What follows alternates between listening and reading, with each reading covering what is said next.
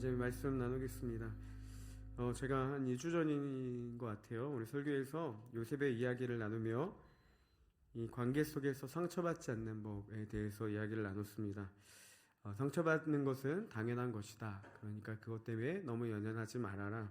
그리고 상처받는 자리에 하나님을 초청해야 되고, 상처를 통해 우리를 더욱더 성숙의 자리로 이끄실 그 하나님의 섭리를 바라봐야 된다 라고 이야기를 나눴는데, 마치 처음 듣는 것처럼 아니죠? 기억나시죠?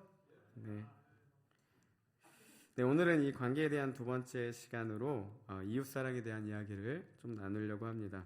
오늘은 크게 세 가지를 볼 겁니다. 첫 번째는 하나님의 사랑에 대해서 간단히 나누고, 두 번째 이웃사랑 나누며 관계적인 측면에 대해서 이야기를 하고, 마지막 세 번째, 그러면 우리의 이웃은 누구이며 우리가 어떻게 그들에게 다가가야 되는지, 이 부분에 대해서 잠깐 말씀으로 살펴보려고 합니다. 오늘 말씀에요, 율법교사가 예수님을 찾아옵니다. 그리고 이렇게 물어요. 선생님, 어떻게 하여야 영생을 얻겠습니까? 이렇게 묻습니다. 예수님이 이제 그 말에, 야, 율법은 그럼 뭐라고 기록되어 있고 네가 어떻게 읽었냐? 네가 어떻게 알고 있냐? 이렇게 물어보자 그가 27절에서 이렇게 대답합니다. 우리 같이 한번 읽어볼까요? 자, 시작. 대답하여 이르되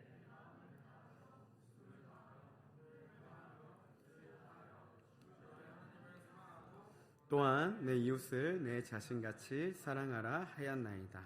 네, 아멘. 여러분, 성경을 딱 압축해서 두 가지로 표현을 한다면 이렇게 압축할 수 있습니다. 하나님 사랑과 이웃 사랑. 이게요, 우리가 평생 지켜야 될 의무이며 하나님의 뜻입니다. 그럼 이 계명을 보다 구체적으로 살펴보겠습니다. 첫 번째, 하나님을 우리는 사랑해야 합니다. 여러분, 성경은 어떻게 오늘 말씀에서 하나님을 사랑하라 이렇게 이야기하고 있습니까? 마음을 다하며, 목숨을 다하며, 힘을 다하며, 뜻을 다하여, 그러니까 즉 전심으로 하나님을 사랑하라 이렇게 말하고 있습니다. 그러면 여러분, 하나님을 사랑하는 게 뭘까요? 자, 하나님 사랑하는 행위 어떻게 표현할 수가 있겠습니까? 예배 드리는 것, 주일 지키는 것, 말씀 읽는 것, 찬양하는 것, 성경 보는 것, 여러분 하는 개인 경건생활, 큐티나 그 다양한 여러 가지 하나님과 연관된 모든 것들을 우리가 하나님을 사랑하는 행위라고도 볼 수가 있겠죠. 이거는 굳이 이야기하지 않아도 여러분 아마 어느 정도 이제 신앙이 무엇인지 아시는 분들은 내가 어떻게 해야 되는지는 아마 잘 알고 있을 겁니다. 하나님과 친밀해지는 법, 그리고 하나님과 더 가까워지는 법, 그런 것들은 아마 여러분 다 잘 알고 있을 것이라고 생각을 합니다. 이런 것이, 이 모든 것들이, 그러니까 하나님의 말씀대로 살아가는 것, 하나님의 뜻대로 살아가는 게 하나님을 사랑하는 법이라고 할 수 있습니다. 자, 이제 두 번째는 이웃을 사랑해야 되는 거예요. 우리가 교회 안에서도요, 어떻게 보면 우리가 스스로에게도 하나님에 대한 사랑에 대해서 많이 강조를 하는데, 이에 반해서 이웃 사랑은요, 좀 가볍게 여기는 성향들이 많이 있습니다. 하나님을 사랑하고 이웃을 사랑하라. 저는 이 말씀을 계속 묵상을 하는데 이런 생각이 들더라고요. 여러분, 이웃을 사랑하는 것이 하나님을 사랑하는 겁니다. 무슨 말이냐면요, 이웃을 사랑하는 것이 하나님의 뜻이고, 하나님의 뜻을 따르는 자가 하나님을 사랑하는 자이기 때문에 이웃을 사랑하는 것이 하나님의 뜻을 따르는 하나님을 사랑하는 자라는 거죠. 여러분, 요한복음 14장 21절 상반절에서 보면 이렇게 기록되어 있습니다. 나의 계명을 지키는 자라야 나를 사랑하는 자라는 거예요. 하나님의 계명을 지키는 자가 하나님을 사랑하는 자라는 겁니다. 결국 이웃을 사랑할 줄 아는 사람이 하나님을 사랑하는 자라는 거죠. 요한일서 3장 14절도 함께 같이 보겠습니다. 우리 같이 한번 읽겠습니다. 시작. 우리는 형제를 사랑함으로 사망에서 옮겨 생명으로 들어간 줄을 알거니와 사랑하지 아니하는 자는 사망에 머물러 있느니라. 네, 자, 말씀을 가만히 보세요, 여러분. 우리는 형제를 사랑함으로 어떻게 된다고 했습니까? 사망에서 옮겨 생명에 들어간 줄을 안다라는 거예요. 그리고 사랑하지 아니하는 자는 사망에 여전히 머물러 있다라는 겁니다. 여러분, 이 말을 오해하시면 안 되는 게, 그러면 형제를 사랑하는 것이 구원받는 거냐라는 건 아닙니다. 형제를 사랑할 때 사망에 섬겨 생명의 간주를 우리가 알게 된다는 거예요. 다시 말하면 우리가 이웃 사랑을 할 때 우리가 구원받은 사람이라는 것을 알게 된다는 겁니다. 근데 내가 여전히 예수님을 믿는다고 하면서, 내가 여전히 구원받은 하나님의 자녀라고 하면서 나를 통한 이웃 사랑이 나타나지 않는 것은 여전히 우리가 사망 안에 머물러 있다라는 겁니다. 여러분, 우리가 구원받은 사실을 어떻게 증명할 수가 있겠습니까? 그거는요, 형제를 향한, 이웃을 향한 사랑으로 나타날 때 그것들이 증명된다라는 겁니다. 우리의 구원받는 믿음을 어떻게 알 수 있겠습니까? 내가 예수 그리스도를 인격적으로 만났다고, 그 믿음이 내 안에 있다고 어떻게 확신할 수가 있겠습니까? 그 믿음은요, 이웃 사랑을 통해 나타나는 게 믿음이라는 사실입니다. 아무리 강조해도 이웃 사랑은요, 지나치지 않은 덕목 중에 하나라는 거예요. 자, 마지막 세 번째입니다. 그러면 누가 내 이웃이냐? 이게 오늘 본문의 문제입니다. 여러분, 오늘 말씀에서 율법교사도 예수님께 물었습니다. 자, 그렇게 했다니까, 그러니까 율법교사가 이렇게 예수님께 묻죠. 내 이웃이 누구입니까? 라고 묻습니다. 율법교사가 이해한 이웃은요, 이렇게 정의해 볼 수 있습니다. 당시의 유대인들은요, 사랑을 실행한다는 것이 오직 그 언약 백성들에게만 제한됐다고 생각을 했어요. 그러니까 이 이웃으로 번역된 헬라어 플레시오는 이 율법적 어법을 따를 경우에 이 동일성에 가진 집단, 그러니까 같은 그 신앙을 가졌거나 같은 동족이거나 같은 유대인의 집단들로 이해를 했습니다. 이웃이라는 개념을요. 그러니까 이제 자기의 유대인들끼리 서로 사랑하는 게 이웃을 사랑하는 거다, 이렇게 생각을 했다라는 거예요. 근데 그렇게 이해하고 있는 율법 교사에게 예수님이 이 선한 사마리아인의 비유를 말씀하십니다. 그리고 말하죠. 야, 누가 강도 만난 자의 이웃이냐?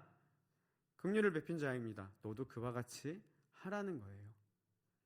그러니까 예수님이 이 비유를 통해서요, 유대인들에게만 국한되어 있던 이웃의 개념이 아니라 그 모든 것들을 초월해서 너는 이웃 사랑을 해야 된다라는 개념을 알려주셨습니다.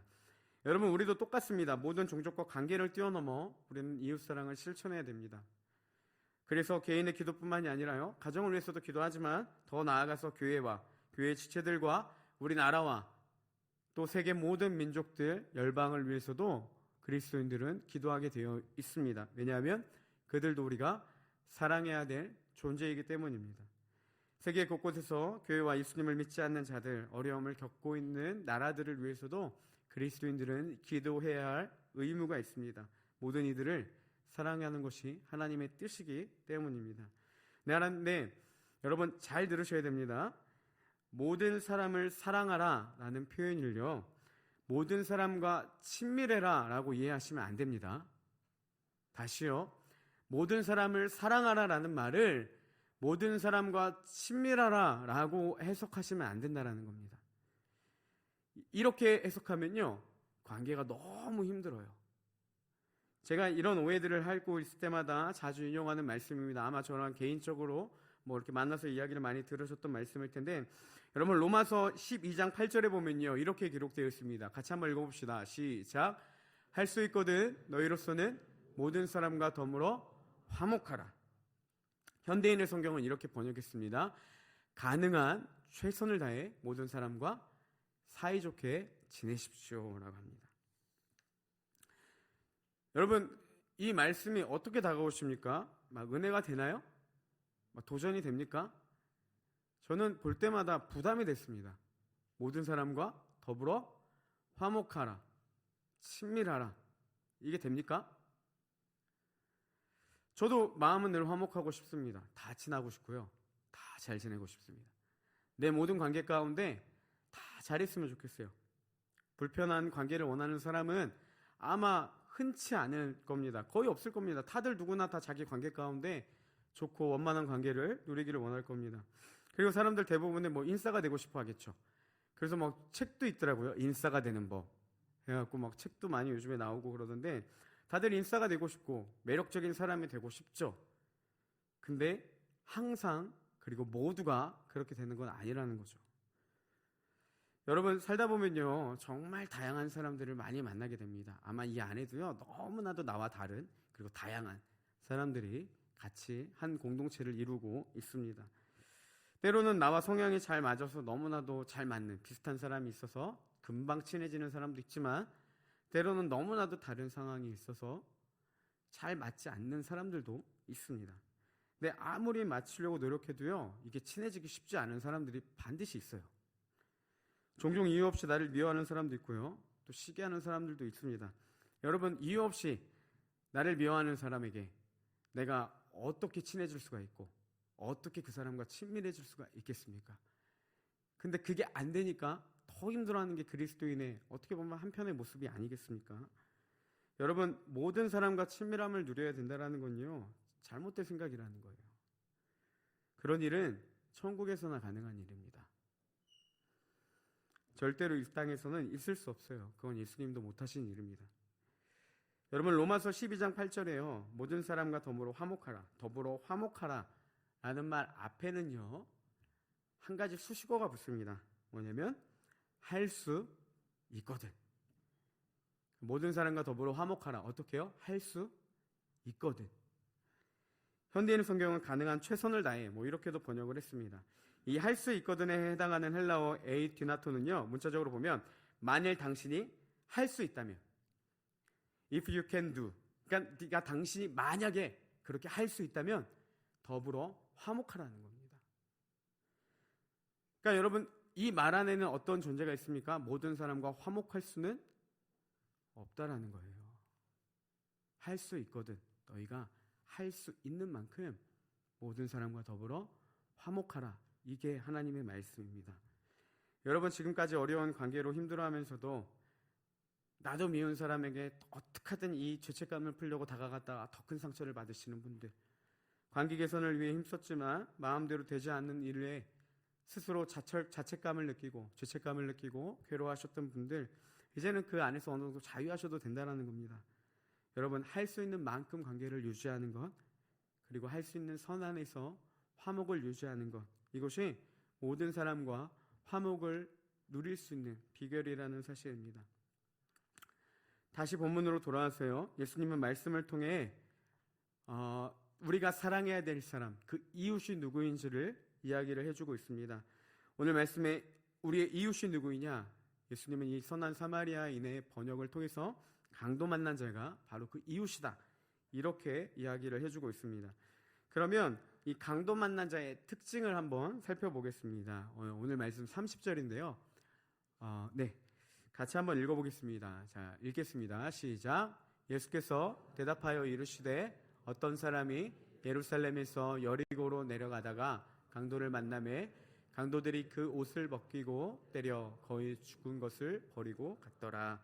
네, 자, 이제 강도가 어떤 사람인지 특징을 좀 살펴보겠습니다. 먼저 이 말씀에 보니까 예루살렘에서 여리고로 내려갔다라고 하는데, 그 당시의 배경을 좀 이해할 필요가 있는 게요, 예루살렘은 절기 때마다 지키던 자리였고 또 순례자들이 많이 찾는 자리였습니다. 그러니까 그 예배를 드리고 이제 가는 길이 여리고를 지나는 길이었어요. 그러니까 많은 사람들이 지나갔겠죠. 그러니까 그에 맞게 당연히 강도들도 많이 있었을 겁니다. 그러니까 실제로 거기서 강도를 많이 만나고 그런 범죄 행각들이 많이 이루어졌다라고 해요. 그러니까 그런 배경으로 이제 예수님이 말씀을 하신 겁니다.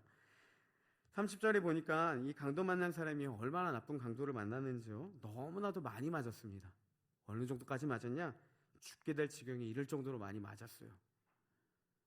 여러분, 강도 만난 자의 특징을 이렇게 정의할 수 있습니다. 죽을 지경까지 된 사람. 다시 말하면 어려운 상황에 처했는데 스스로는 그 위기를 벗어날 수 없는 사람, 누군가의 도움이 절실히 필요한 사람이 누구냐? 강도 만난 자의 특징이라는 겁니다. 예수님은 바로 이런 사람들이요, 우리의 이웃이다 라고 말씀을 주고 있는 거예요. 그리고 우리가 사랑해야 될 자들임을 오늘 말씀을 통해 전해주고 있습니다. 그러면 여러분, 우리의 이웃이 누구입니까? 우리가 누구에게 그 사랑과 자비와 긍휼을 베풀어야 되겠습니까? 누군가의 도움이 절실히 필요한 사람, 혼자서는 그 어려운 상황을 벗어날 수 없는 이 강도 만난 자와 같은 사람들에게 우리는 그 사랑을 나누어 주어야 된다는 겁니다. 그러면 이 말씀을 한번 적용해 보겠습니다. 여러분, 우리 공동체 안에서 강도 만난 자와 같은 자, 어려운 상황에 처해 있는 사람들, 혼자서는 그 어려운 상황을 벗어날 수 없는 사람들, 도움이 필요한 사람들이 있습니다. 누가 그런 사람들이겠습니까? 영적으로 어려운 시간을 겪고 있는 지체들일 수도 있습니다. 그리고 또 여러 가지 뜻하지 않은 일들로, 또 생각지 않은 일들로 어려운 시간을, 어려운 상황으로 견디기 힘든 그 괴로운 시간을 보내고 있는 지체들일 수도 있습니다. 누군가의 도움과 격려가 절실히 필요한 분들일 수도 있고요. 고난의 시간에 함께 같이 울어주고 이야기 들어줄 사람이 필요한 그 한 사람일 수도 있습니다. 이런 사람들이 모두 강도 만난 자에 해당한다 라고도 볼 수가 있겠죠. 그 외에도 오랜 시간 교회를 다녔지만 여러 가지 상황으로 또 기질적인 문제로 공동체에 적응하지 못하고 외롭게 힘들게 신앙생활 하시는 분들도 있을 겁니다. 또한 교회의 새신자가 될 수도 있겠죠. 예배가 무너진 장결자들이 될 수도 있습니다.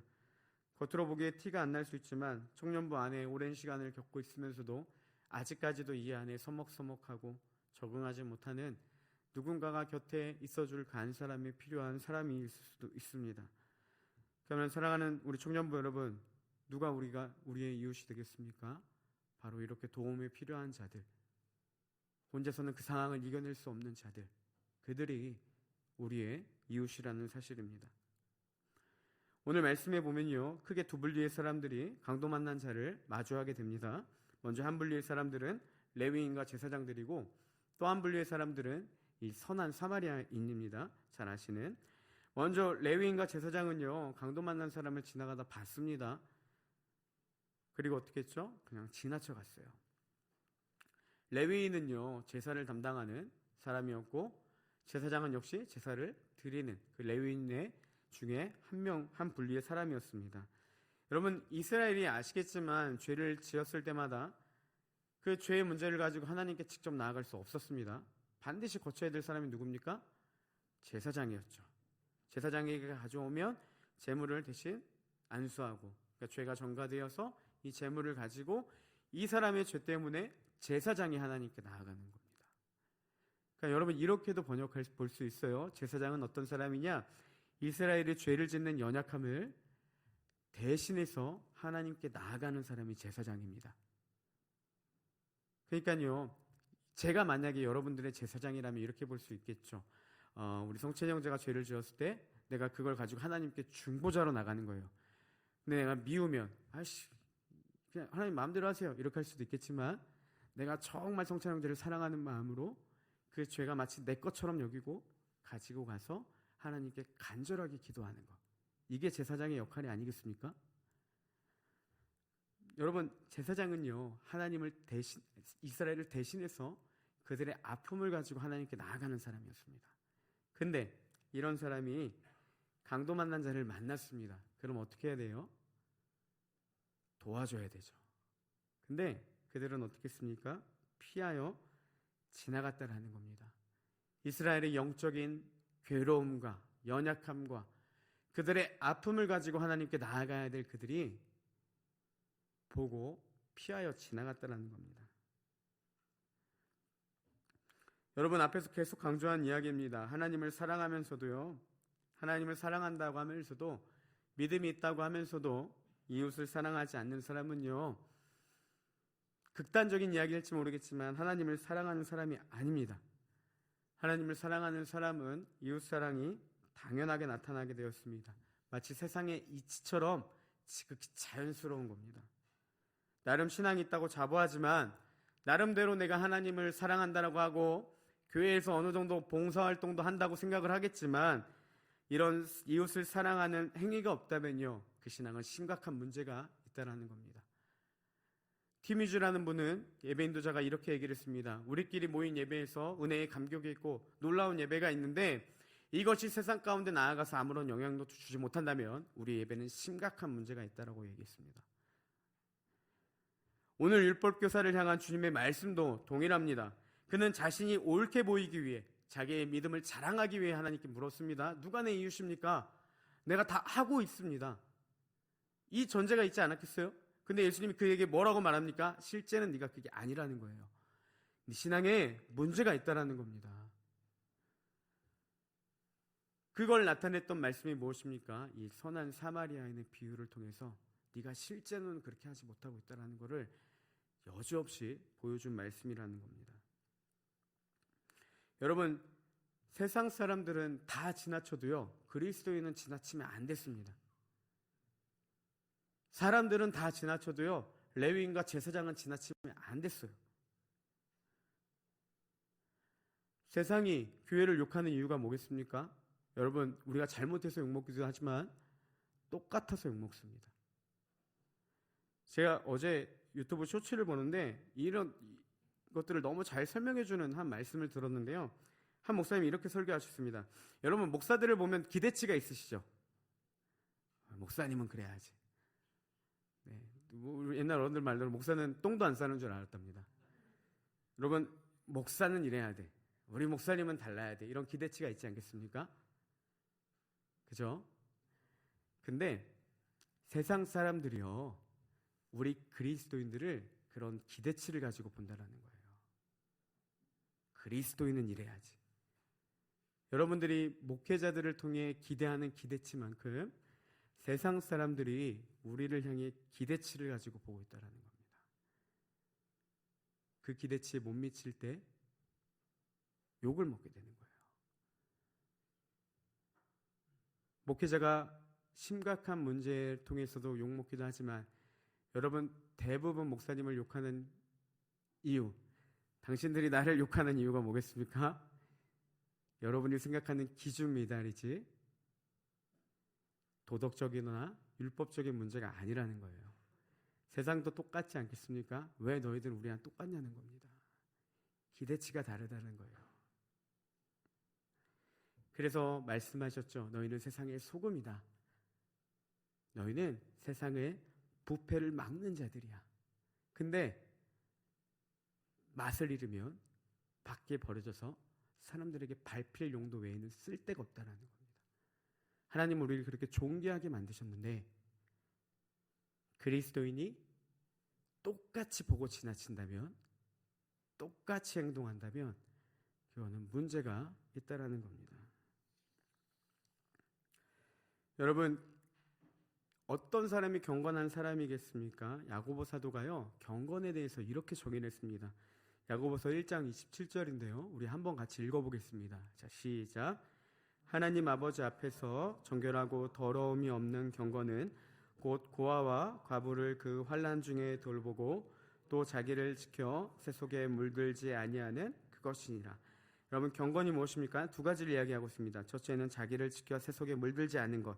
이걸 너무나도 잘 알고 있는 이야기예요. 여러분, 이거는 굳이 야고보 사도가 이야기하지 않아도 우리도 잘 알고 있는 내용입니다. 근데 우리는 이것만 경건이라고 생각했는데 야고보 사도는 한 가지를 더 이야기합니다. 뭐라고 합니까? 고아와 과부를 그 환난 중에 돌보는 것. 고아와 과부의 특징이 뭐예요? 당시에 스스로 살아갈 수 없는 사람들이었습니다. 누군가의 도움이 없이는 스스로 살아갈 수 없는 자들의 특징이 고아와 과부, 더 나아가서 나그네였어요.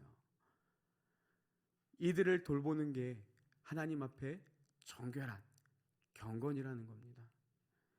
하나님을 사랑해서 새 속에 물들지 않는 것뿐만이 아니라 도움이 필요한 자들에게 그들의 필요에 따른 도움을 줄 수 있는 것, 그들을 향한 사랑을 나타내는 것, 이것이 하나님 앞에 정결하고 더러움이 없는 경건이라는 사실입니다. 여러분, 오늘 말씀에 보면 사마리아인도 제사장과 레위인처럼요, 강도 만난 자를 봤습니다. 그렇지만 이 두 분리의 사람들은 전혀 다른 반응을 하고 있습니다. 어떻게 이런 다른 반응이 보였는지요? 우리 말씀을 좀 대조해 보면서 보겠습니다. 먼저 제사장과 레위인들이 강도 만난 자를 봤을 때 성경은 어떻게 기록하고 있냐면요, 31절에 보니까 그를 보고 피하여 지나갔다. 그리고 32절에 레위인도요, 그곳에 이르러 그를 보고 피하여 지나갔다, 이렇게 되어 있습니다. 그럼 사마리아인은 어떻게 적혀 있냐? 33절입니다. 거기 이르러 그를 보고 어떻게 했습니까? 불쌍히 여겼다라는 거예요. 어떤 수식어가 붙었습니까? 불쌍히 여기는 마음이 있었다라는 겁니다. 모두 다 봤어요. 그렇지만 그들은 지나쳤지만 사마리아에게는 한 마음이 일어났는데 어떤 마음이에요? 불쌍히 여기는 마음이 일어났다라는 겁니다. 그래서 그냥 지나치지 않을 수 있었던 거예요. 사마리아인이 그냥 지나치지 않을 수 있었던 힘, 그 마음이 변화가 어디로부터 왔냐? 불쌍히 여기는 마음으로부터 왔다라는 겁니다. 긍휼의 마음이 생겨서요, 그 마음이 그를 보고 그냥 지나치지 못하게 했다라는 겁니다. 그래서 34절에 보니까요, 가서 기름과 포도주를 그 상처에 붓고 싸매고 자기 짐승에 태워 주막으로 데리고 가서 돌보아 주니라. 이 행동이 어디로부터 왔습니까? 긍휼히 여기는 마음, 그를 보고 불쌍히 여기는 마음으로부터 왔다라는 겁니다. 여러분, 우리에게도 이런 눈과 마음이 있기를 축복합니다. 어려운 지체들을 보고 상황을 알고 들을 때마다 그들을 향한 긍휼의 마음이 일어나기를 소망합니다. 도움에 필요한 자들을 볼 수 있는 눈과 그들을 향한 긍휼히 여길 수 있는 마음이 나타나야 된다는 사실입니다. 혼자 있는 지체들, 적응하지 못하는 지체들을 향해서도 내가 어색하다고 그 자리를 피할 수도 있겠지만 그들을 볼 때마다 긍휼히 여기는 마음이 일어나서 관심을 갖고 다가가 도울 수 있는 사랑의 표현이 나타나는 우리 청년부 되기를 소망합니다. 여러분, 물론 저쪽에 앉아있는 한 사람에게 우리 100여 명 되는 모든 사람이 똑같이 긍휼히 볼 수는 없습니다. 그렇지만 이 100명이 넘는 청년들 중에서 그 한 사람을 봤을 때 100명 중 한 명은 긍휼의 마음을 품는다면, 그게 더 나아가서 2명이 되고 3명이 되고 4명이 돼서 그 사람과 마음에 맞는 사람이 그를 정착할 수 있게 도와준다면, 여러분, 우리 공동체 안에 이웃사랑이 실천되고 있는 공동체라고 이야기할 수 있지 않겠습니까? 모든 사람이 다 할 수는 없을지라도 그 중에 3, 4명만 그 마음을 품고 다가간다면 여러분, 우리 공동체는 놀랍게 바뀔 겁니다.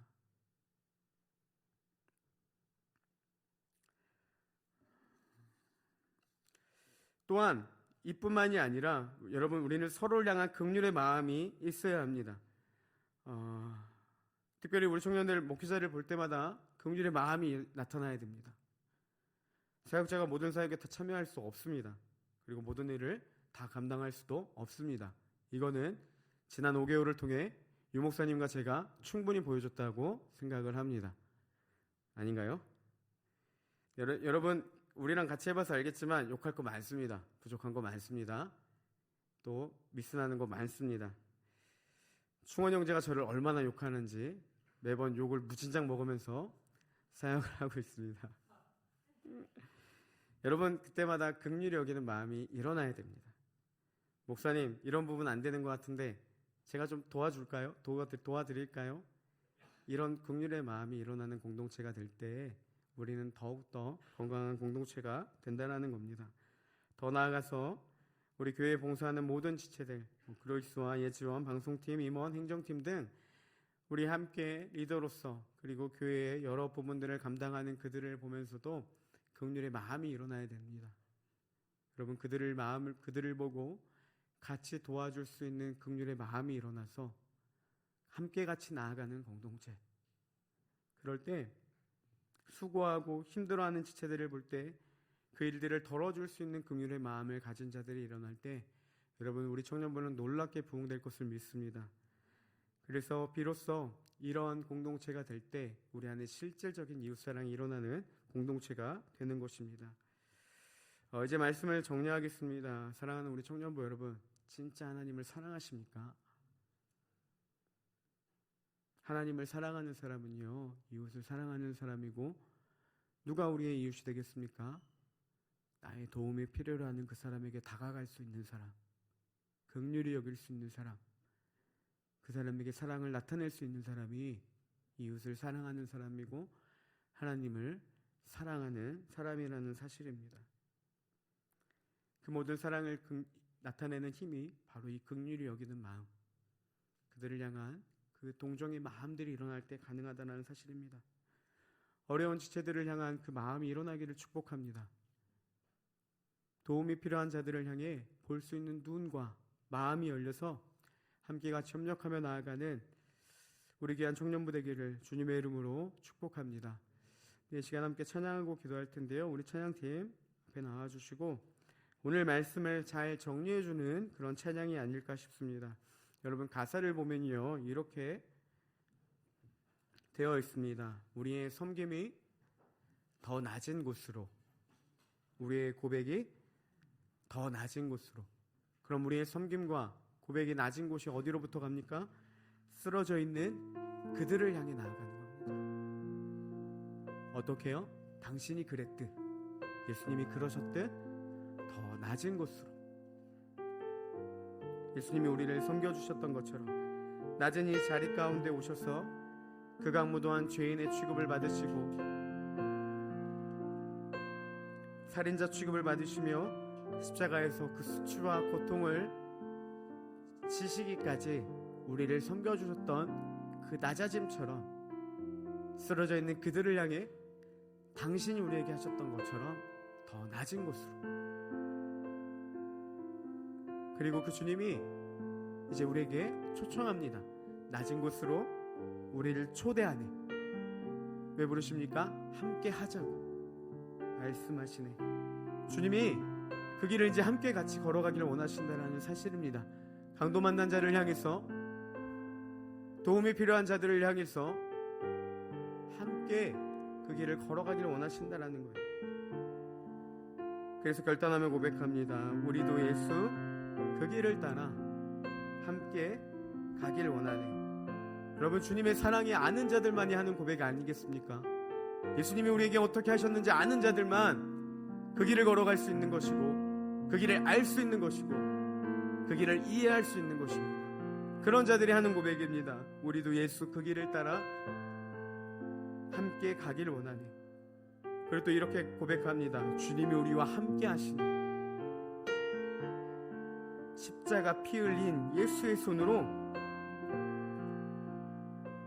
때로는 낮은 그 길을 갈 때 사람들에게 받는 상처와 거절감과 사역의 어려움과 무시와 자존심이 상하는 일들이 있을 때마다 주님이 우리와 함께 하시고 십자가 피 흘린 예수의 손으로 모든 아픔을 위로하시며 우리에게 보여주신다는 것입니다. 도전이 되시는 분들, 같이 함께 이 사랑을 나누며 공동체를 만들길 원하시는 분들, 같이 결단하며 찬양하며 하나님 앞에 나아가겠습니다.